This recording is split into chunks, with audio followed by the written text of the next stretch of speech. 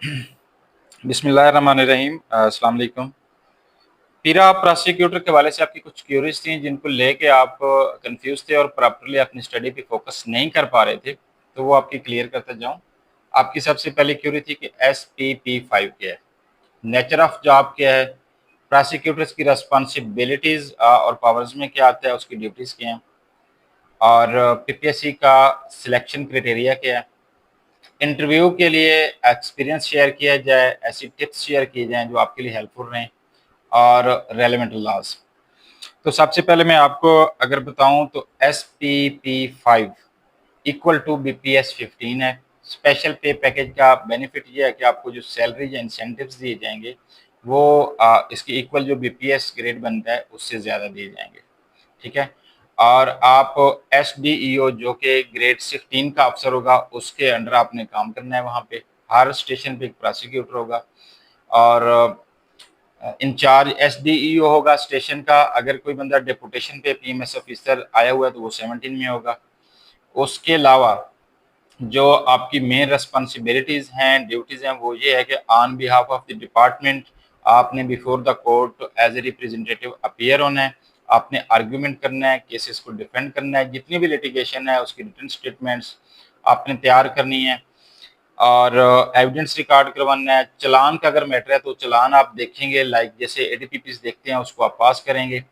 और judicial magistrate के सामने अगर कोई FIR करवानी है तो वो आपकी मोस्ट इम्पॉर्टेंट पावर है। आपकी ही ओपिनियन पे, आपकी ही लीगल ओपिनियन ली जाती है। आपकी इन्फोर्सिंग एजेंसी टीम आपसे ओपिनियन लेती है कि किसी के अगेंस्ट एक्शन करना है, वेदर अकॉर्डिंग टू लॉ ये बनता भी है या नहीं, FIR देनी है, क्या FIR देनी बनती है या नहीं, तो ये आप ही ओपिनियन देंगे और आपकी ओपिनियन के अकॉर्डिंग ही उस पर फर्दर एक्ट किया जाता है।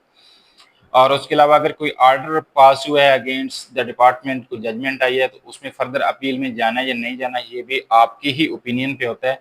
आप ही ओपिनियन देते हैं कि इसमें बनती है या नहीं बनती। तो ये मोस्ट इंपॉर्टेंट पावर है और इसी पे रिलाई करके आगे डिपार्टमेंट चलता है। और बहुत इंपॉर्टेंट सीट होती है लीगल की जिस भी डिपार्टमेंट में हो, क्योंकि जितनी भी लीगल चीज़ें आती हैं, मैटर्स आते हैं, तो आपके जो इमीडिएट बॉस बैठे होते हैं, जो इदारे को लीड कर रहा होता है, तो वो आपकी ओपिनियन आपसे ही लेके वो उस पर अगेंस्ट एक्शन कोई करना है या नहीं करना वो करते हैं। तो इससे आगे अगर मैं आपको बताऊं सिलेक्शन क्राइटेरिया PPSC का, तो वो 3 चीज़ें देखते हैं। क्वालिफिकेशन मार्क्स आपके देखे जाते हैं और आपका रिटर्न मार्क्स एग्जाम के, और लेटर ऑन इंटरव्यू है जिसका मेन रोल होता है। क्वालिफिकेशन मार्क्स में आपके मैट्रिक से ला के नंबर काउंट किए जाएंगे। वेरी अनफॉर्चुनेट और वेरी अनफेयर जिन स्टूडेंट्स ने एनुअल सिस्टम में लॉ किया हुआ है और उनके मुकाबले में जो एस्पिरेंट्स हमारे सेमेस्टर सिस्टम के स्टूडेंट्स आएंगे, उनकी गुड लक है, उनको 4 से 5 मार्क्स ज़्यादा मिलते हैं। उसकी वजह यह है कि एनुअल सिस्टम वाले स्टूडेंट के मार्क्स मैक्सिमम 50% या 55% होते हैं, और एनुअल सेमेस्टर सिस्टम में जो हमारे स्टूडेंट्स हैं उनके मार्क्स 70% से प्लस में होते हैं। तो आपको ये 4-5 नंबर का मार्जिन, ये डिफरेंस ज़रूर आता है। तो इसलिए जो एनुअल सिस्टम के स्टूडेंट्स हैं उन्होंने ज़्यादा मेहनत करनी है। इंटरव्यू में उन्होंने 4-5 नंबर जो हैं और सेमेस्टर वाले जो स्टूडेंट्स हैं, कैंडिडेट्स हैं, उनसे ज़्यादा लेने हैं। तो उसके अलावा आपके मार्क्स जो हैं, अगर एक ने कैंडिडेट ने 70 मार्क्स लिए हैं, 70 मार्क्स लिए हैं, तो उसको डिवाइड बाई 2 किया जाएगा और आपके फाइनल मेरिट जो क्राइटेरिया है उसमें 35 मार्क्स ऐड किए जाएंगे। अगर किसी ने 60 मार्क्स लिए हैं तो उसको डिवाइड बाई 2 करके आपके फाइनल मेरिट में 30 मार्क्स काउंट होंगे। और फिर अब बचता है इंटरव्यू आपका, जो कि बहुत इंपॉर्टेंट है। उसमें जिन कैंडिडेट्स का बहुत अच्छा इंटरव्यू होता है, आउट क्लास बहुत अच्छा परफॉर्म करते हैं, उनको 70 तक मार्क्स मिलते हैं अगर 100 नंबर का इंटरव्यू है तो। एवरेज मार्क्स जो हैं वो राउंड अबाउट 60, 58, 62, 60 मार्क्स दिए जाते हैं, और बिलो द एवरेज जो है वो 55 से नीचे होते हैं। सिलेक्शन उन कैंडिडेट्स की होनी है जो इंटरव्यू में 60 प्लस में नंबर ले जाएंगे, और बहुत अच्छा परफॉर्म करने वाले बहुत कम कैंडिडेट्स होंगे जिनको 70 के राउंड अबाउट मार्क्स दिए जाएंगे। हाँ, आपने इंटरव्यू के दौरान जो आपके लिए टिप्स हैं, लॉ पे आपकी स्ट्रांग ग्रिप जरूर होनी चाहिए, आप उसकी बहुत अच्छी तैयारी करें, लेकिन आपने ड्रेस कोड पे कंप्रोमाइज़ नहीं करना, आपका बेहतरीन ड्रेस होना चाहिए। और जो एक प्रोफेशनल लायर का ड्रेस है उसके अकॉर्डिंग आपने रेडी होके जाना है, चाहे वो फीमेल कैंडिडेट्स हैं चाहे मेल हैं, तो प्रॉपर प्रोफेशनल लायर जो एक कोड है, ड्रेस कोड है, उसके मुताबिक जाना है। उसके अलावा आपके रूम में एंटर होने से लेके बाहर आने तक की जो भी एक्टिविटी है वो आपकी सिलेक्शन में बहुत इंपॉर्टेंट रोल होता है। आप एंटर कैसे हुए, आप बैठे कैसे, आपने बॉडी पोस्चर अपना मेंटेन रखा या नहीं रखा, और बॉडी लैंग्वेज आपकी कैसी रही, वे ऑफ टॉकिंग कैसे था, कन्वर्सेशन आपने किस तरह की, ये सारी चीज़ें आपकी सिलेक्शन में बहुत इंपॉर्टेंट होती हैं। आपने ना ज़्यादा ऊंचा बोलना है कि उन्हें लगे कि बंदा स्पीच कर रहा है, और ना ही इतना स्लो बोलना है कि उन्हें समझने में मुश्किल पेश है। बड़े हम्बल होकर आपने उनको आंसर करना है।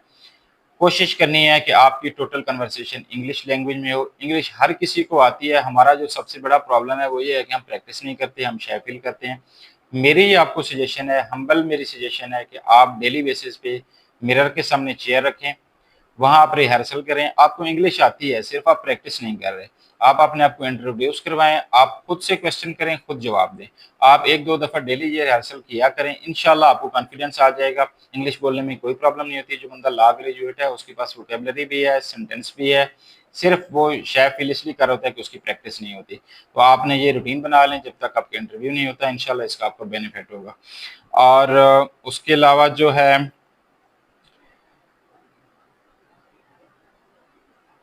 हाँ, डज़न्ट मैटर कि अगर आपने क्वेश्चन का आंसर गलत भी कर दिया है ना, तो आपने कॉन्फिडेंस अपना लूज़ नहीं होने देना, आपने कॉन्फिडेंट रहना है, क्योंकि आपका नॉलेज आपके पास कितना है वो आपकी मार्कशीट उनके सामने पड़ी है, उनको पता है कि बच्चे के पास नॉलेज है या नहीं।